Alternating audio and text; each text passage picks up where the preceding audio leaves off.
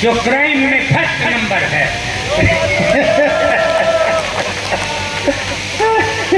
अभी भी यहाँ मेरे कुछ बंधु थे, इधर चेयरमैन साहब के लोग थे, चेयरमैन साहब के क्लास फेलो थे, वो कह रहे थे हमारे यहाँ बेफिक्र होकर चले जाओ, रात को 2 बजे कोई तुम्हारा कुछ नहीं बिगाड़ सकता है।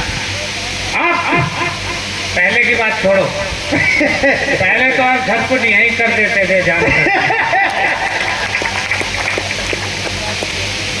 आप मुजफ्फरनगर जिले के लोग और साहित्य को इस ढंग से सुन रहे हैं और इतनी तालियों के साथ दिल्ली में, क्या मैंने पूरे इंडिया में इस कोने से लेके उस कोने तक कोई सम्मेलन अपनी उम्र में 50 साल हो गए करते हुए, मैं अक्सर कहता हूँ मैं पिछले 50 वर्षों से निरंतर गीता का उपदेश सुन रहा हूँ, निरंतर 50 वर्षों से सुबह शाम गीता का उपदेश सुन रहा हूँ।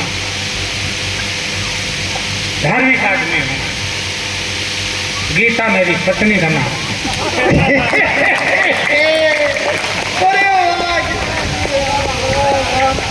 बहुत अच्छे, जय हो। तालियां जरा सा एक बार उड़िया भाई। जय हो।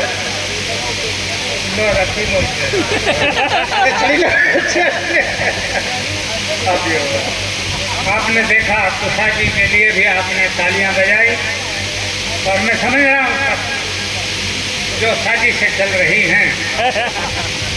चेयरमैन साहब ने तालियां बजाई हैं जमकर।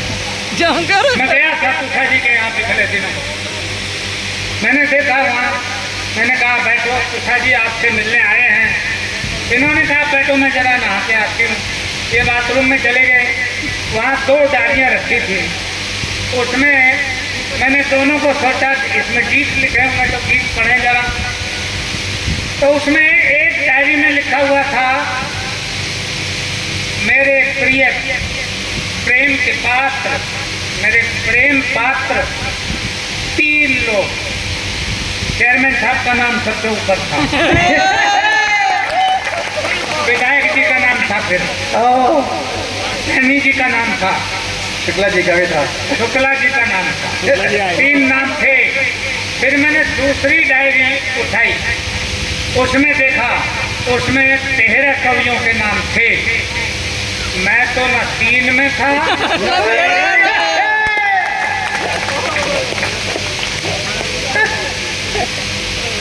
अब आप देख लो आपके साथ क्या होने जा रहा है। कर लो आप जो कुछ करना है। अब पूरी खतरा खतौनी बदलेगी चेयरमैन अब साहब। देखो सब बदलेगा, इनका कोई भरोसा नहीं है, हम फिर भी भरोसे वाले आदमी हैं। अब आप ही के जिले के हैं, संस्कारित व्यक्ति हैं, उत्तम संस्कारों से युक्त हैं। अभी देखो मुझे कोई पूछ रहा था खिचड़ी मिर्ची कौन से मौसम में लगती है? खिचड़ी कौन से मौसम, मिर्ची कौन से मौसम में लगती है? मैंने बताया कोई मौसम नहीं होता मिर्ची का, जब सच बोलो तभी लगती है। वाह वाह वाह, या जब खाओ तभी लगती है। ये तो काफी कोई मौसम नहीं होता मिर्ची का। बहुत अच्छे। सच बात बता रहा हूँ आपको, 15 अगस्त है, कई जगह आज मुझे झंडारोहण के कार्यक्रम में सुबह से जाना पड़ा। कई लोगों से हमने पूछा कैसा चल रहा है सब। एक महिला ने कहा, गाजियाबाद में एक महिला ने कहा क्या चल रहा है? खास राशन लेने गए थे, उन्होंने कह दिया पहले झंडा लो तब राशन मिलेगा, 10 रुपए का झंडा। मैंने कहा घोर अनर्थ हो रहा। फिर क्या होना चाहिए था? एक आदमी खड़ा था उसका भाई, उसने कहा जब वोट ली थी तब 1-1 बोतल दी थी। क्या 10 रुपए का झंडा नहीं दे सकते थे? वाह। और मैंने कहा और क्या हो सकता था? बोले मोदी जी को घोषणा करनी चाहिए थी ठेके पर बोतल जब मिलेगी तो वह तब मिलेगा, पहले झंडा खरीदो। बहुत बढ़िया बात। सच बोलो तो बोतल आई। बोतल आई। इसलिए मैं कहता हूँ सबसे धार्मिक लोग हमारे देश में अगर है, लॉकडाउन में आपने देख लिया, एक ही चीज थी ऐसी जिसने देश की इज्जत बचाई, वो एकमात्र शराब। सब लोग शराबियों का आंदोलन सुना आज तक किसी ने कही? आप 1 रुपया नहीं, 10 रुपए नहीं, 100 का पत्ता बढ़ा दो, कोई आंदोलन नहीं। और आदमी शांतिपूर्ण ढंग से अच्छा, बिना पुलिस के लाइन में लगा हुआ मिलेगा। बहुत अच्छा। कोई शिकवा शिकायत नहीं है। वो लोग ही जानते हैं कि देश की समृद्धि के पीछे अगर किसी का हाथ है तो वो शराब है। चेयरमैन साहब अगली बार व्यवस्था अगर करेंगे तो ये कवि सम्मेलन और ऊंचाइयों को प्राप्त होगा।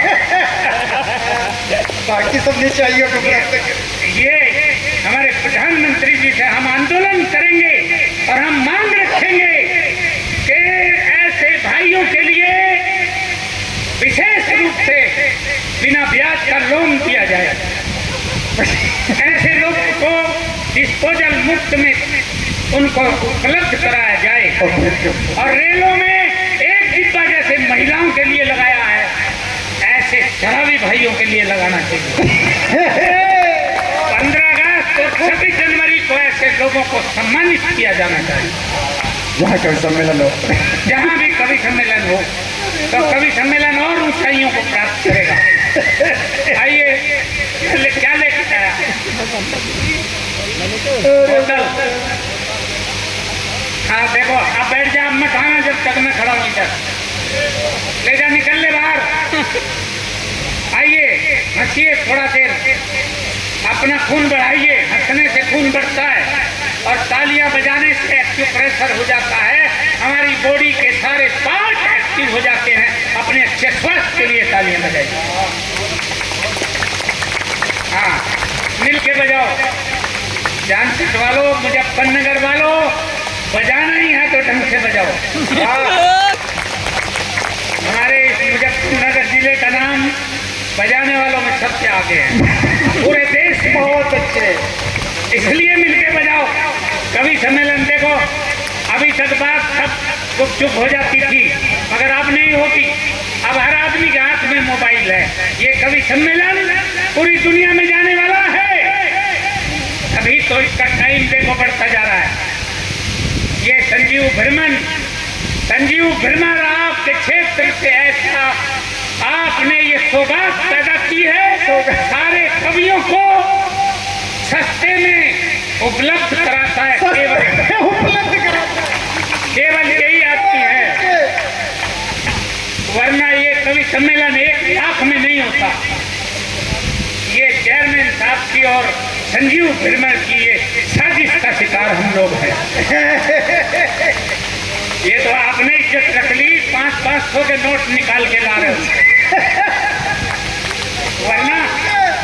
वरना ये भ्रमर कह रहा था, देखो ये हमारी नगर पंचायत है, नगर पालिका नहीं है, पैसे की कमी है यहाँ, दिखाई दे रहा हमें। कहाँ है पैसे की कमी? साफ दिखाई दे रहा हमें। अवस्थी जी को आपने 500 के नोट दिए हैं। ये अलग बात है कि हम जाने नहीं देंगे ऐसे। इसमें हमारा भी योगदान है। एक चीज का बंटवारा होगा, 1-1 रुपए। गिरोह बंटवारा करेगा, गिरोह पूरा बंटवारा करेगा। फिर चेयरमैन साहब तो अभी तक है, ये तो निकल लेंगे, इसको तो हमें ही देखना है। आओ थोड़ा देर हंसो, मुखर हो जाओ, ताली बजाओ, एक बार तालियां बजाओ। कहता ये हूँ कि यहाँ हंसो और ताली बजाओ। मैं जिम्मेदार हूँ, तुम्हारा कोई कुछ नहीं बिगाड़ सकता। लेकिन यहाँ से बाहर सड़क पर जाकर अगर तुमने यही काम किया, अगर हंसे और तालियां बजाने लगे अकेले, तो देखना तुम खुद जिम्मेदार हो। वहाँ कुछ भी नहीं हुआ तो ये दांत फाड़ रहा है, कैसे हंस रहा है, कैसे तालियां बजा रहा है। पर मेरी बात ध्यान से सुनना, अगर कोई तुम्हें कोई मूर्ख बोले, कुछ मत बोलो, बैठो 5 मिनट बैठो और सोचो ये कि इस बेवकूफ को पता कैसे चला। फिर भी कहता, जिंदगी एक भूल का परिणाम है। जिंदगी एक भूल का परिणाम है। अरे ताली उठाओ यार एक बार, कैसे? देखो मैं धार्मिक आदमी हूँ और चेयरमैन साहब खुद मुझे आसाम बता रहे थे। जब मैं आया था तभी मेरा स्वागत किया। चेयरमैन साहब खुद कह रहे थे ये ऐसे लग रहा है आसाराम जी आ रहे हैं। कहा था रिलॉर्ड आप गवाह हैं इस बात के, अगर मैं आसाराम हूँ तो चेयरमैन साहब तुम नारायण साईं हो।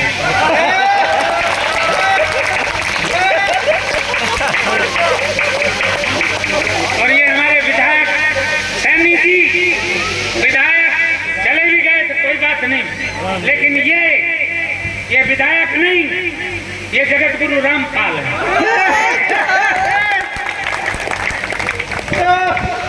और ये इधर राधे माँ बैठी है और हनी फ्रीज चली गई और ये इधर था, ये बाबा भीमानंद बैठे हैं। ये इच्छाधारी बाबा है ये।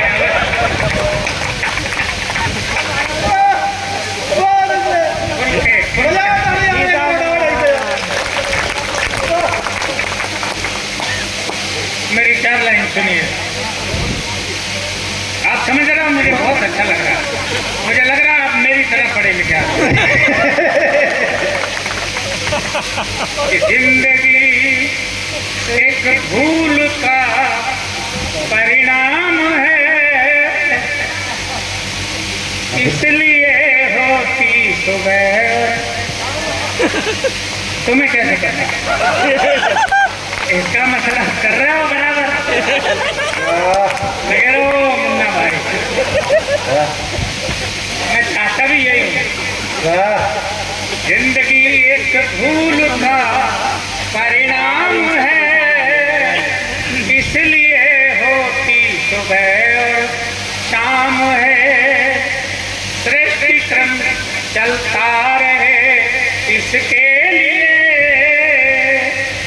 भूल करना भी जरूरी काम है।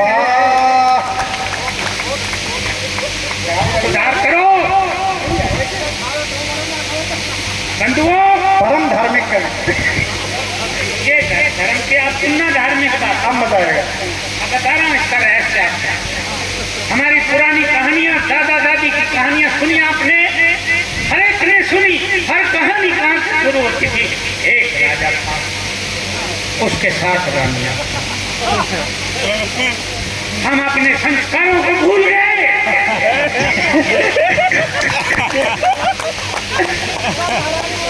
एक किसान था, उसके साथ किसानियां नहीं। दादा दादी की कहानियों को भूल गए हम। बहुत सही। ये सारी समस्याओं का यही है समाधान कि हम अपनाएं अपने बुजुर्गों की, अपने राजा रानियों की उन कहानियों को याद करें। एक राजा था, 7 रानियां थी। एक राजा था, उसके 100 रानियां थी। भगवान, हमारे भगवान भी, भगवान कृष्ण, स्वयं भगवान कृष्ण 16,108। हम कहाँ जा रहे हैं?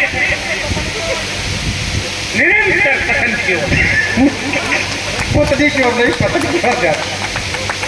निवेदन करता हूँ, हमसे तो ज्यादा, सर आप सुनना, तुम धार्मिक बात है, हमसे तो ज्यादा संस्कारवान पशु और पक्षी हैं। गांव में खंबे लगाए जा रहे थे, कहीं बिजली नहीं थी, खंबे लग रहे थे, कुत्ते नाचते थे।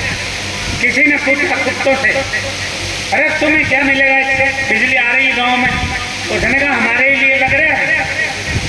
अरे अब तक हम स्कूटर, किसी का नया आया, किसी की गाड़ी आई, किसी का दीवार, पोले पोले दरवाजों को हमें वांचना पड़ता था। ये खम्भे सब हमारे ही स्वागत में।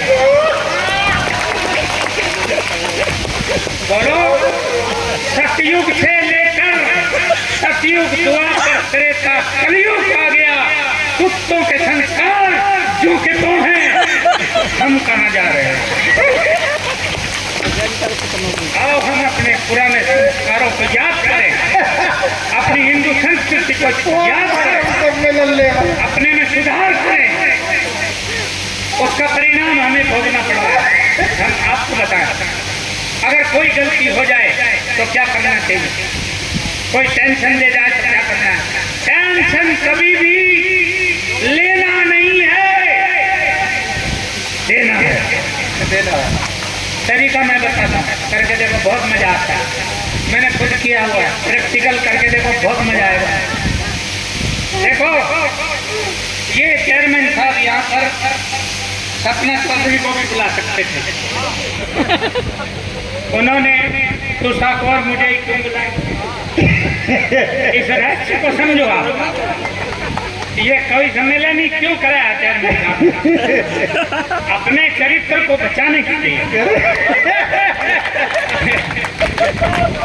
हमारा क्या, हम तो बोल के चले जाएंगे, सब लोग ही नहीं बधाई देंगे, और लोग कहेंगे अगली बार चेयरमैन साहब खिचड़ी जरूर पकनी चाहिए। तो देखो, ये तो अपनी इज्जत बचा रहे हैं, हमारा कुछ नहीं है। अपने नगर वासियों को कि मेरे नगर के लोग, मेरे जान से और आसपास के गांव के लोग, यहाँ हस्तिनापुर तक के लोग बैठे हैं, ये सब खुशी खुशी अपने घर जाएं और खाट में लेटे हुए भी उछल जाएं, इतनी खुशी लेके जाएं। ये खुशी बांट रहे हैं। जिस आदमी के पास जो होता है वही देता है। वाह, दुखी आदमी सिर्फ दुख देता है, सुखी आदमी सिर्फ सुख देता है। याद करो, कोई रिश्तेदार अगर सुखी है तो जब भी आएगा तभी आके बोलेगा, कभी जरूरत पड़े 50,000 1 लाख की मेरे यहाँ से ले आना। सुखी आदमी सुख देगा, और दुखी आदमी जब भी आएगा तब यही कहता हुआ आएगा, मैं आया था 2,000 आपसे लेने, और आप क्या कहते हैं, मैं तो पिछले महीने से मरा था। आपकी हालत खराब, उसकी हालत खराब। दुखी आदमी दुख देगा, सुखी आदमी सुख देगा।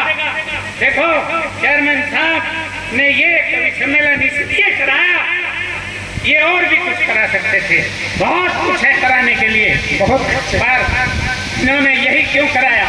ये काम मुश्किल काम है।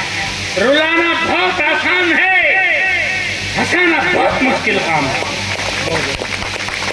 देखो, रुलाने में कोई खर्च नहीं लगता है। मैं आपको बता देता हूँ, रात्रि के 10-11 बजे जब सब सो जाएं, 4 कोरे काटों में 1-1 चम्मच लाल वाली मसूर की दाल रखो और 4 अच्छे घरों के दरवाजे रख के चले आओ। सावधानी बरतनी होगी, CCTV का ध्यान रखना। ये सावधानी रखते हुए आप 4 अच्छे घरों के सामने रख के चले आओ, तुम भी सो जाओ। सुबह जो भी उठेगा रोता ही आएगा। सुबह सुबह मेरे घर की बैल बजी, 4 बुढ़ियां गई, हम विराट रूप में प्रकट हुए। आप गलत अंदाजा कर रहे हैं, सर करेक्शन करेंगे। हम जैसे सोए थे वैसे ही उठ के आ रहे हैं। विराट रूप में हम प्रकट हुए। हमने कहा, क्या कष्ट है माई? उन्होंने कहा, भाई हमारा काम तो पहले ही नहीं चल रहा था, ऊपर से कर गया कोई। हमने कहा, दिखाओ, हमें मुंह का मुआयना कराओ। हम गए, हमने जाके देखा वही दाल। हमने कहा, ये तो दाल है, माल है, उठाओ बनाओ और खाओ। उन चारों ने एक स्वर में आवाज दी, तू ही उठा ले, तू ही बना ले, तू ही उठा ले, तू ही बना ले, तू ही खा ले, ये मुबारक काम तू ही कर, हमारी जगह तू ही मर। और ये था दिमाग का काम। मैंने 4 घरों की उठा ली, 4 घरों की उठा ली। क्योंकि मैं ही सड़क के आया था। बंधुआ आप भी करके देखो कितना मजा आता है। कवि सम्मेलन से ज्यादा मजा आता है। रुलाने में बहुत मजा आता है, इसलिए लोग आपको रुला रहे हैं। एक आदमी एक बम विस्फोट करता है, सारी दुनिया रोने लगती है। एक आदमी रेल की एक पटरी उखाड़ता है, पूरी दुनिया रोने लगती है। रुलाने में कोई खर्च नहीं लगता है, पर खुशी देने के लिए ये महंगे लोग, ये महंगा मंच, ये महंगा माइक, ये महंगी डेकोरेशन, महंगी लाइट, ये महंगे पुलिस वाले, ये महंगे कवि, इतने सस्ते नहीं, सॉरी करेक्शन करेंगे, आपके हिसाब से ठीक है। हाँ भाई, तो चुपी होने की जरूरत नहीं है। हंसिए हंसिए, खिलखिलाइए, हंसिए। मैं मौका दे रहा हूँ आपको खुशी देने के लिए। चेयरमैन साहब ने ये किया, कवि सम्मेलन कराया, और मैं वादा करता हूँ चाहे मुझे पैसा लगाना पड़े। नहीं, मैं क्यों लगाऊं? वो मैं बोल गया, भावनाओं में बह गया। बड़ा करेक्शन करेंगे चेयरमैन साहब, अगली बार इस बजट को और बढ़ाएंगे। और ये पब्लिक, इतने लोग दिल्ली में नहीं आते हैं, मुजफ्फरनगर में भी नहीं आते। जानसठ जैसे छोटी जगह में इतनी पब्लिक को इकट्ठा करना कितना मुश्किल काम है। मैंने खुद करके देखा है चेयरमैन साहब।